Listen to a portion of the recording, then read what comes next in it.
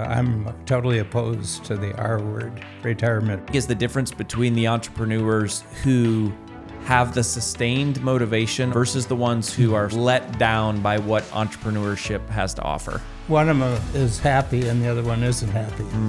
All happiness lies for measuring backwards. I think the basic instinct of entrepreneurs is they like creating the future that doesn't exist yet. And then there's unique ability. And unique ability you're born with, I'm convinced, is something you're born with. Entrepreneurial-minded people find shortcuts. They find workarounds. For more than 50 years, today's guest has challenged almost every rule we've been taught about business.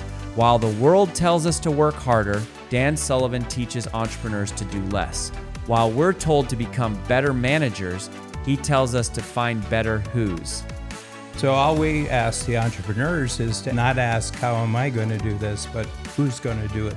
His ideas have transformed hundreds of thousands of entrepreneurs through Strategic Coach and inspired best-selling books including Who Not How, The Gap and The Gain, and 10 Times Is Easier Than 2 Times. At 82 years old, Dan is still writing, still teaching, and by his own admission, more ambitious than ever. Because to Dan, entrepreneurship was never about building a company. It was about building a life with more freedom, more growth, and more time spent doing only what you're uniquely built to do.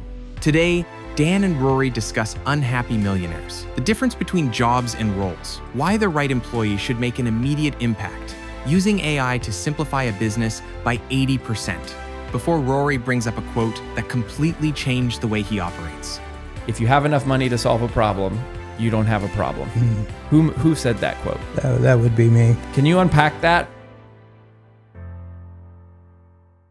If you are an entrepreneur who wants more freedom, less stress, more profit, more impact, this is an episode you need to pay attention to. You are about to learn from a legend in our industry, a legend both in the entrepreneurial space and then also one of the foremost thinkers, arguably in history and definitely in our time. I'm interviewing today Dan Sullivan.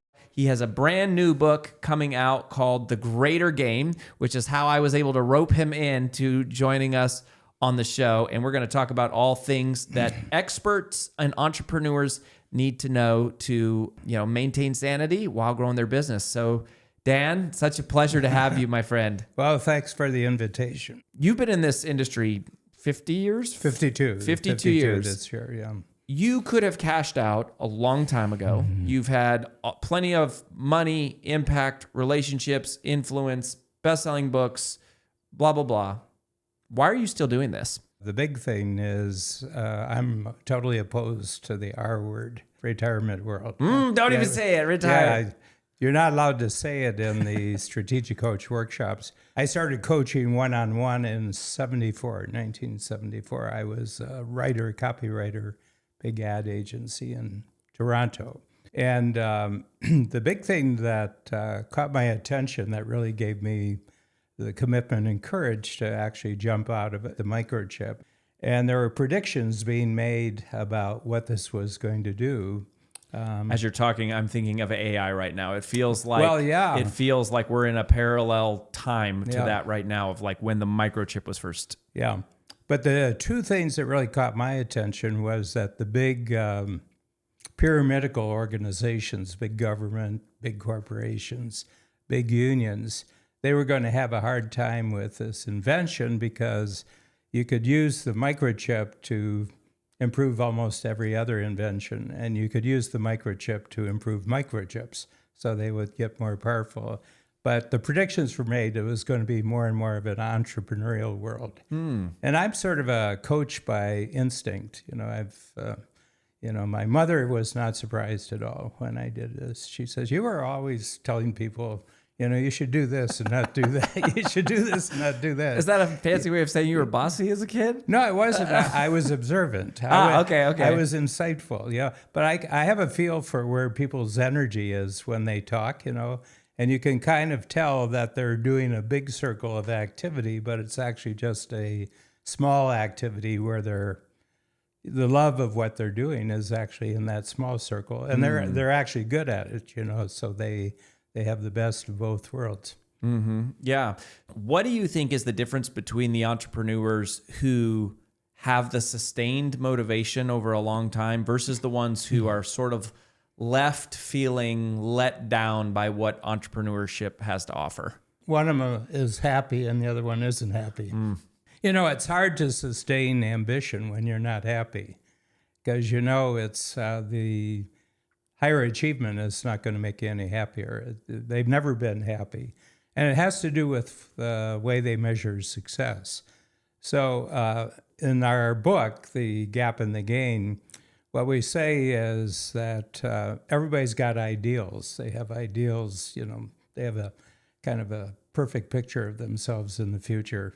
And they get to the goal, they achieve the goal, but then they measure against the ideal, and it's like they haven't done anything.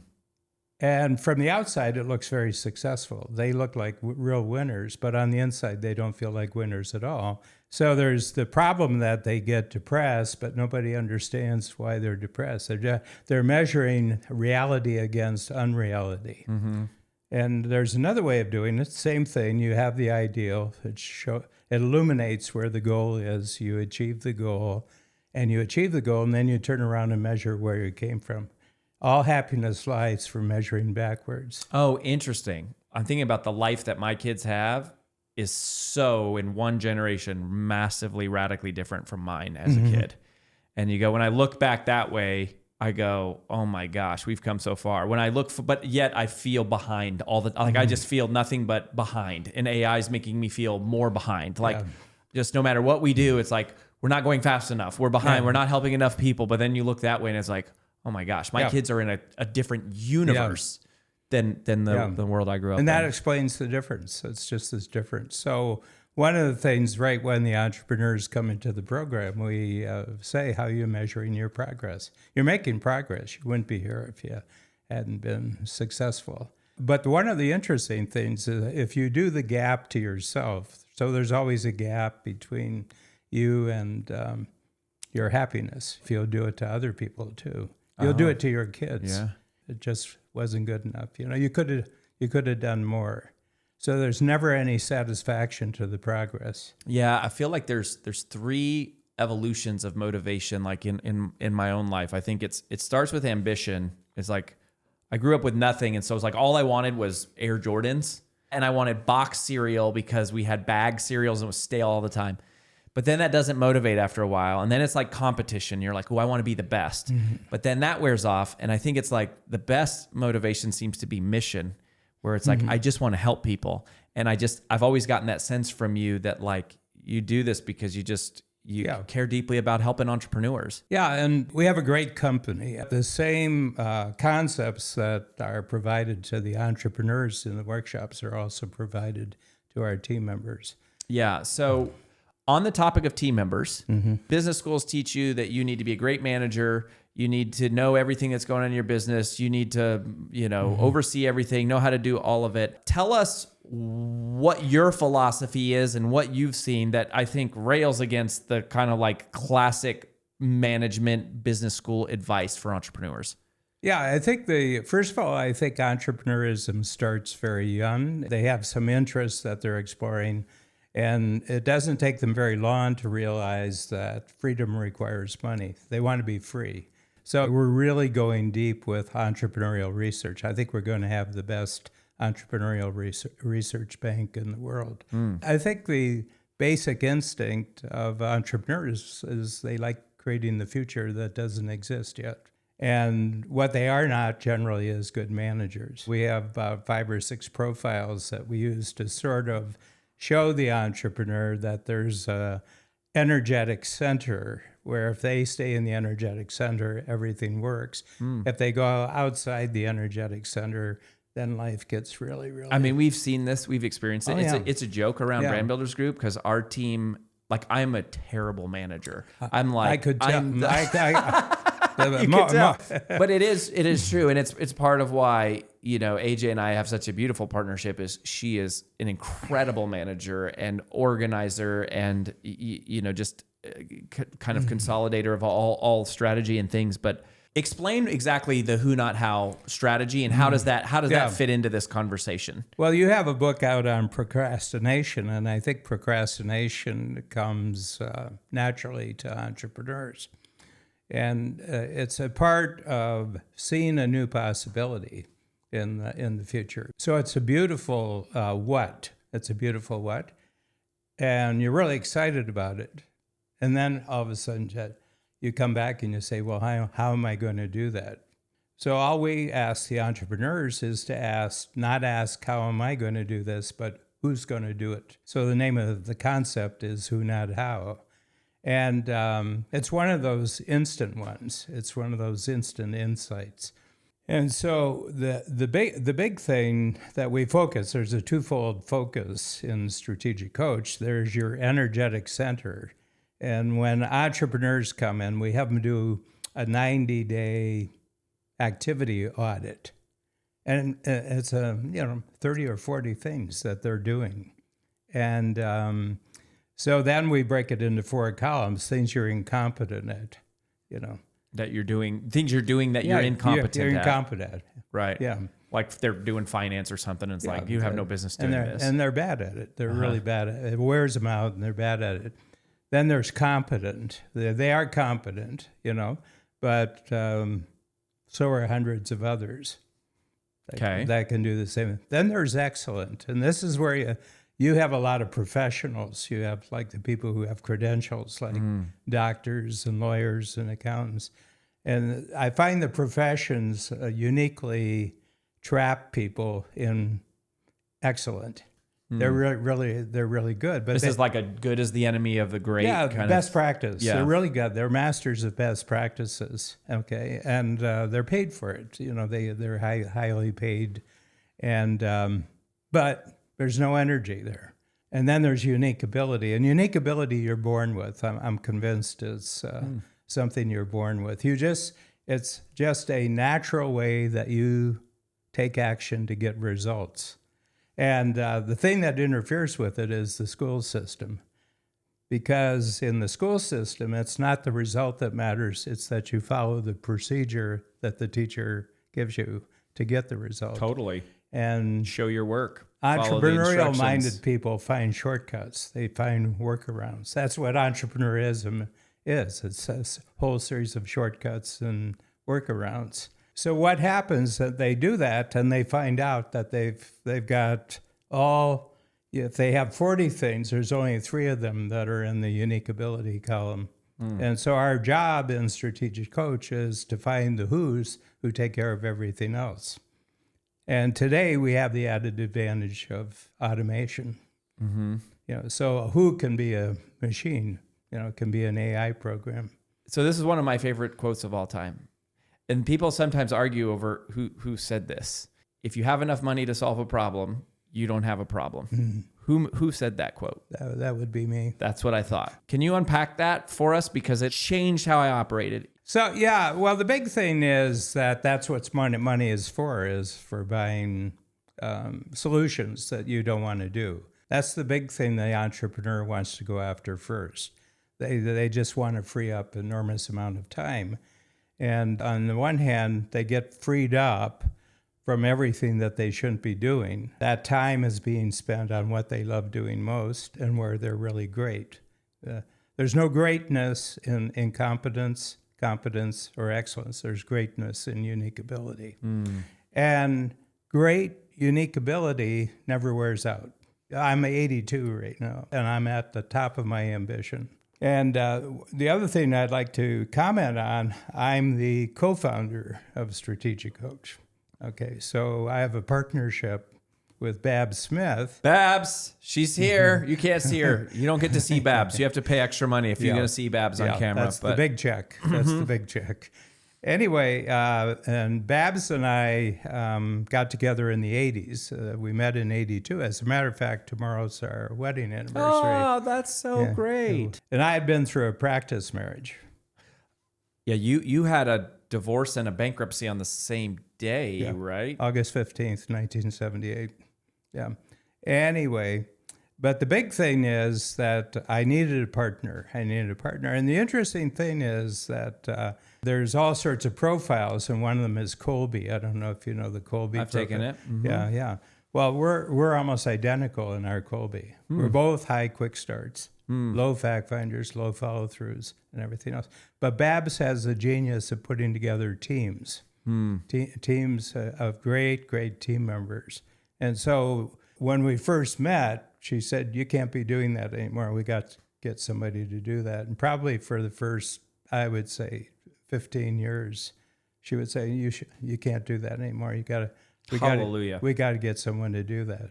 So this is one of the most popular questions that people ask on like Reddit. So I want to double tap on this is to go, when you're an entrepreneur, especially if you came from nothing, like many of us did. That's a great start. Right. It's a great place to start. But when you have scarcity around money, which I did because we had none of it, and then you get to this point and you go, hey, you need to hire someone. I told someone this the other day. I said, I've never once in my career felt like I had the money to hire someone before I had the need to hire them. It was like I had to hire them first and then on the faith that the money would show up versus being like, oh, I got so much money, I can just hire someone to do this. Coach us through that. Well, there's a neat thing in the marketplace. You get to pay them 26 times in the first year. You don't have to pay the whole first year right away. You're saying you're not paying it. You think of it as like, I'm going to pay this all up front. Yeah. Like I can't afford a person at this salary. Yeah. But just thinking about, we would call that the significance calculation, spreading it out. It's just like thinking longer term. Yeah, and most countries, the three countries we operate in, U.S., Canada, and Great Britain, UK, they have a 3-month no fault. You can fire someone at 3 months. Well, that's 7 pay periods. If they're not delivering in 6 or 7 pay periods. What I hear you saying there is, okay, it's two things. One, realize you're not paying this all up front. You're paying it over time. And if you're not seeing the return from it, then you don't have to stay committed to it. Well, there's two other considerations along with that one. The other one is that you're not actually investing in them. You're investing in you. Like you're hiring someone, let's say it's $50,000 a year for the first year. That $50,000 is not in them. That's $50,000 is that if I got freed up, I'd make much more than $50,000. So it's a non-belief in your ability to produce more if you were freed up. There it is. Okay. The other thing is you're looking at it as a cost. I've never looked at payment to employees as a cost. It's an investment. Okay. Humans and cost. You don't have those two thoughts in your head at the same time. Might be a bad investment, but it's not a cost. When you make the right hire, you feel their impact almost always right away. Is that true or false? True. Okay, interesting. The most important thing is that they have the right attitude, which means that the moment you bring on board, they want to be useful. Yeah, and I think if you ask me, Rory, what is one thing you changed your mind on about entrepreneurship? I would say young entrepreneur Rory was like, we're going to hire people and we're going to invest in them and we're going to train them and we're going to teach them and we're going to hang on to them until they can figure it out. And now a little more experienced Rory goes, man, I've wasted a lot of money and a lot of my time and frankly, a lot of their time trying to do that. And it's like, no, we've never had a counterexample. It's like when somebody is the right hire, we feel the impact right away. Like immediately we go, like this is why they're here. Now, I have another book coming out in the fall, a major book, and it's called Casting, Not Hiring. Basically, what you want is someone from day one that's taking their cues from you, as if you were in a theater company and you're the main actor. So that person is a support actor, but they're part of the whole story. People don't like jobs. Okay, jobs are blueprints for not getting fired. Yeah, what's the difference between a job and a role? Yeah, I just said the job. It's a blueprint. If you do this and this and this and this and this, you won't be fired. You get to stay. You get to stay. A role is that we've got a big presentation, and there are other people who I have to interact with in such a way that they're freed up to play their role. So my role is freeing up Rory so he can do his role. As an employer, I guess it's more of going like, I should be hiring people who take stuff off of my plate and free me up. And if they're not freeing me up, then it's not the right hire. Yeah, that's the big thing. Before I started coaching, as I mentioned, I was an ad writer, big agency. And about a month into the agency, and I got to know the half owner, but he was the creative director for the agency. And one day I went out and I says, can you explain how this business works? And he explained, how agencies work. They make their big money at 17.5% of the media placement. And he gave me the entire blueprint of how they got paid. And I said, good, I wanted to know that so that every day I walk in, I know I'm worth it. But it really solidified our relationship because I wasn't asking about my job. I was asking, how does the company make money and be profitable? Right. Any person that you bring on who wants to know what the big picture is, they're going to naturally become a great role player. The other thing is, how do you look at yourself? I mean, yeah, I'm the boss. Babs is the boss. But I have a special role inside the company. I create new material. I create new books. I create new workshops. We have thinking tools, inside Coach. I produce podcasts and everything like that. So my role is out there to constantly be putting out new product to the marketplace. And I coach the top level. I have about 110 that I coach, entrepreneurs out of 2,500. And yeah, just for those of you that don't know, so you talking about your personal brand, the two of you together, you've built a business where you've got 2,500 members, active members that are paying $25,000 and up to 50. Yeah. Up to 50. So basically 15, 25, and 50. It's a great business. 3 levels. It's good, yeah. What's the last mistake that entrepreneurs tightly hang on to and they just won't let go of this thing and it holds them back? Is there anything that comes to mind? Yeah, I've got one. What kind of entrepreneur are they? Are they a lifestyle entrepreneur or are they a growth entrepreneur? Okay, and what those are the two options? Yeah, what I mean by that, I'll take yours as an example. Okay. In the town where you live, there are people who live differently. Totally. They have big homes. Yep. They have a picture of themselves in the future having a home like that. Yeah. Right neighborhood, great schools, and that's your goal. That's your goal, is to get to that level. Yep. And when I first started coaching, I noticed they were really, really ambitious. What I didn't know is there was a stopping point in their future for some of them. But for the others, what I noticed was that they would take a jump and then they would normalize at that jump. They would bring everything. It was like the locks of a canal. They would go and they go there, and then they'd have another jump and they'd have another jump. And say they're the same age and they go through 20, 25 years of growth, and then one of them stops. And the other one just keeps growing and growing and growing. So I'm a growth entrepreneur. So I have no end in sight. And so you're just saying a growth entrepreneur is just somebody who loves growth and just like continual never improvement, Kaizen sort of a thing. But the big thing as you go along is not just your growth, it's other people's growth because of you. So you feel this enormous feedback, from the people who are in your company.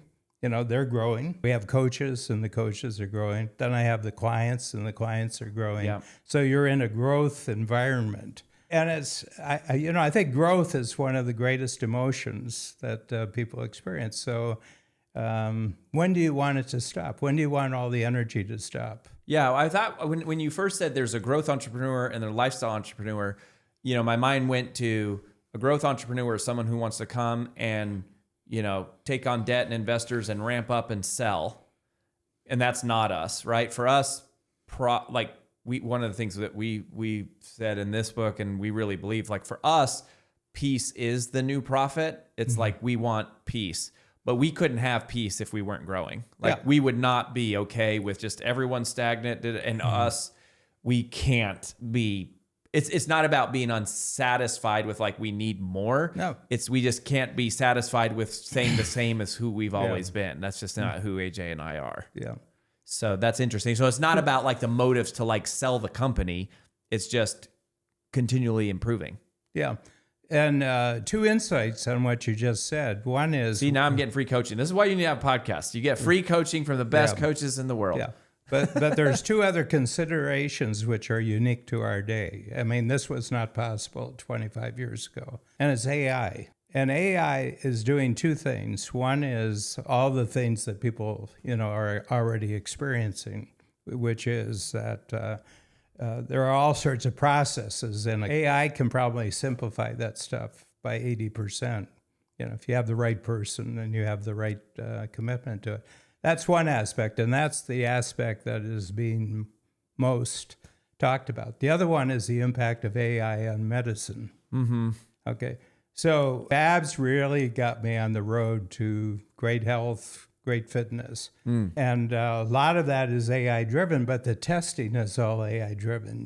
There's no reason why anything catches you by surprise these days if you're using the latest diagnostics. So my sense is if you're a growth entrepreneur, you just got a massive boost by a new technology, which is going to get better 6 months from now. So you're talking about one is AI improving productivity and workflows, simplifying things, reducing complexity in our operational structure.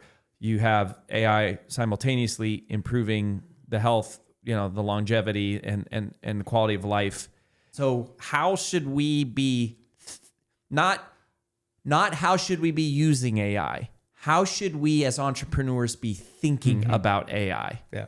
Well, it's going to be there. I mean, it's going to be there as AI in itself, or all the products that you've been using before. Like everything you're using on your computer is going to be infused with AI. Already is. Mm-hmm. But the big thing is that anything in the future that's an ambition of yours, and ambition comes from new capability. Ambition is actually a result. It's not the cause. That when you take on a new capability, when you got this studio, your ambition, this is a big capability for you. I mean, what'd you do before you had the studio? Yeah, we were doing mostly Zoom podcasts, and we were like, we gotta level up here. Yeah. The moment you got the studio, your ambition grew. So in our world, ambition is not the reason for something. New capability is the reason for something. And once you get the new capability, the ambition automatically grows.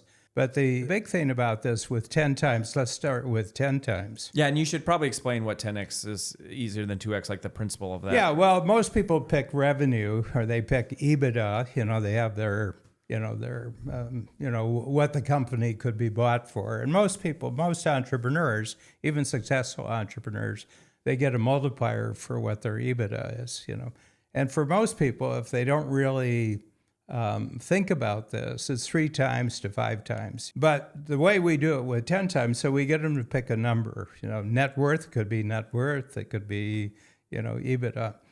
And then you say, let's go back in history. When were you 1/10 of where you are right now? And then we analyze how they got from 1/10 to where they are today. And it's not one thing, it's about 30 things. Okay. And I said, so you've already gone 10 times, but you didn't actually see how you did it. So we're going to give you a picture of how you actually went 10 times. And I want to tell you something, 80% of what you did to do the 10%, you already know 80%, and we're going to supply the other 20% for you. For example, about 8 years ago, I was watching television and I said, this is really a worthless activity. So I stopped watching television. I said, I'm not going to watch any more television. So I haven't done it for 8 years. And I got 800 hours a year back from doing that. And what can you do? If you had 800 hours back, what would you do? I mean, you can do anything you want. I mean, that's so much time. You can master just about anything with 800 hours a year. But that's just one move. If I make this move, I'm going to get a result from it. But if you have that sense in your life, like how old are you? 43, I think. Yeah, 43. So I'm 82. I got 39 years on you. Yeah. Okay. And but the big thing is, it's just an expectation, and if we're going to be getting healthier, so most of the tests that we do indicate that I have probably the health of a 59-year-old. Energy 50, or checking out. That's going to happen more and more, that you have the energy.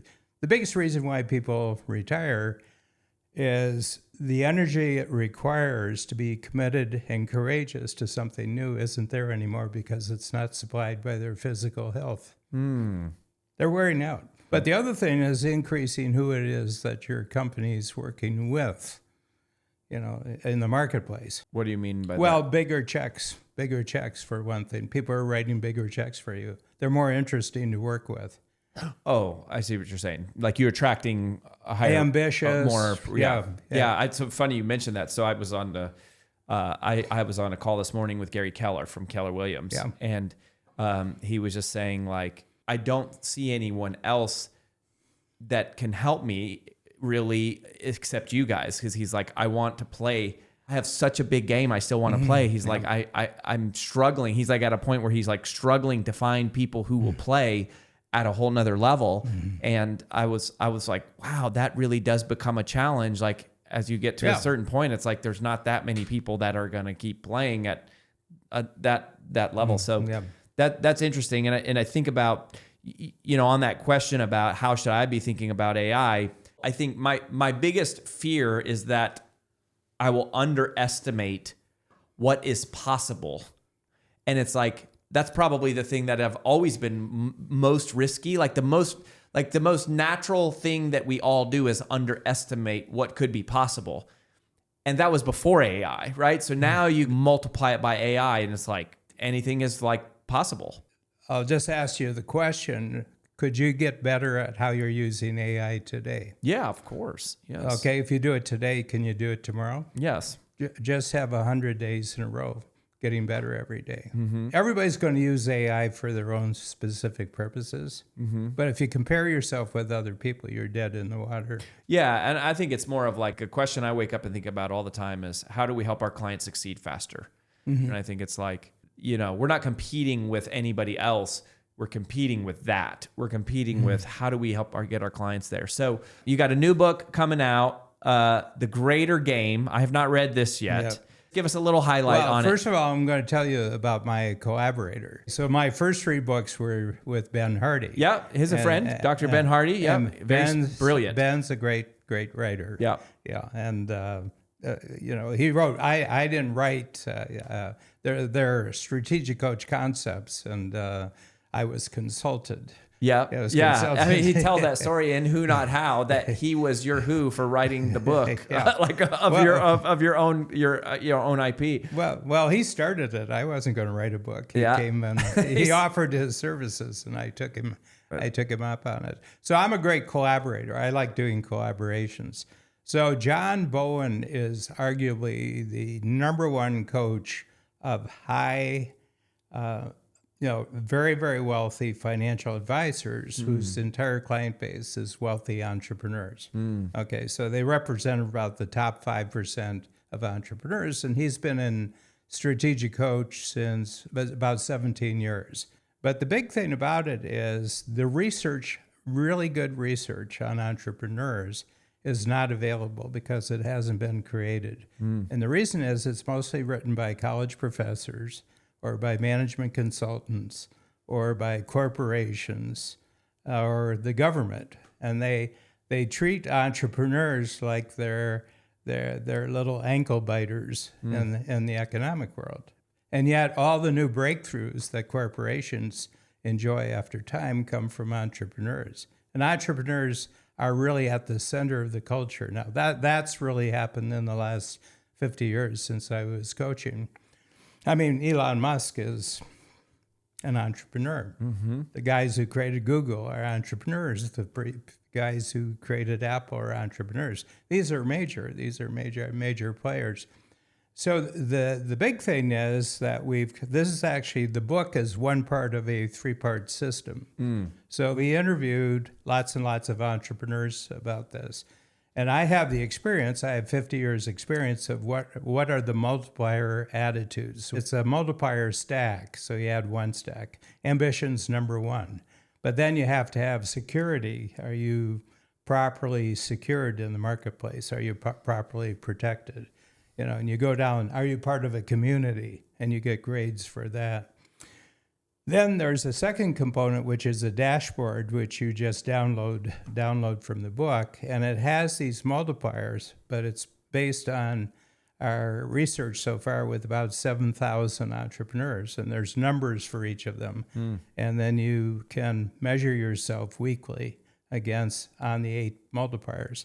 Based on those multipliers, it tells you what the multiplier value of your company is. And you can see the valuation going up as your numbers get bigger. That's cool.